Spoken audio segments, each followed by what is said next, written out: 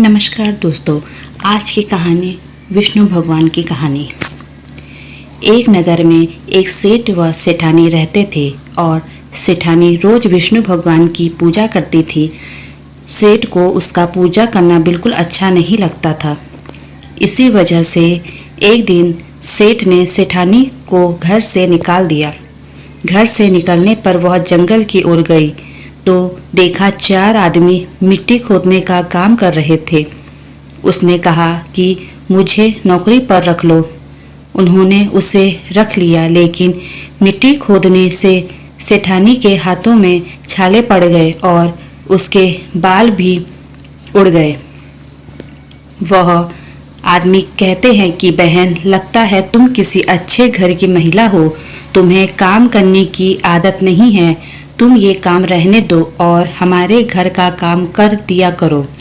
वह चारों आदमी उसे अपने साथ घर ले गए और वह 4 मुट्ठी अनाज लाते और सभी बांट कर खा लेते। एक दिन सेठानी ने कहा कि कल से 8 मुट्ठी अनाज लाना। अगले दिन वह 8 मुट्ठी अनाज लाए और सेठानी पड़ोसन से आग माग लगाई। उसने भोजन बनाया, विष्णु भगवान को भोग लगाया, फिर सभी को खाने को दिया। सारे भाई बोले कि बहन, आज तो भोजन बहुत स्वादिष्ट बना है। सेठानी ने कहा कि भगवान का जूठा है तो स्वाद तो होगा ही। सेठानी के जाने के बाद सेठ भूखा रहने लगा और आस पड़ोस के सारे लोग कहने लगे कि ये तो सेठानी के भाग्य से खाता था। एक दिन सेठ अपनी सेठानी को ढूंढने चल पड़ा। उसने ढूंढते हुए वह भी उस जंगल में पहुंच गया जहां वह चारों आदमी मिट्टी खोद रहे थे।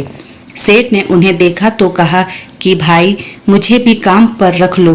उन आदमियों ने उसे काम पर रख लिया, लेकिन मिट्टी खोदने से उसके भी हाथों में छाले पड़ गए और बाल उड़ने लगे।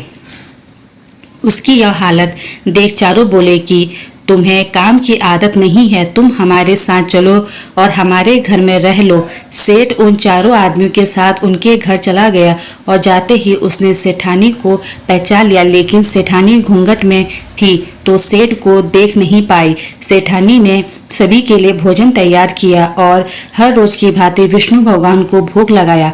उसने उन चारों भाइयों को भोजन परोस दिया, लेकिन जैसे ही वह सेठ को भोजन देने लगी तो विष्णु भगवान ने उसका हाथ पकड़ लिया। भाई बोले कि बहन, ये तुम क्या कर रही हो? वह बोली, मैं कुछ नहीं कर रही हूँ, मेरा हाथ तो विष्णु भगवान ने पकड़ लिया है। भाई बोले, हमें भी विष्णु भगवान के दर्शन कराओ।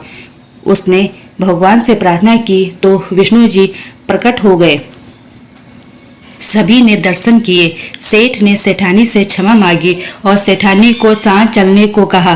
भाइयों ने अपनी बहन को बहुत सा धन देकर विदा किया।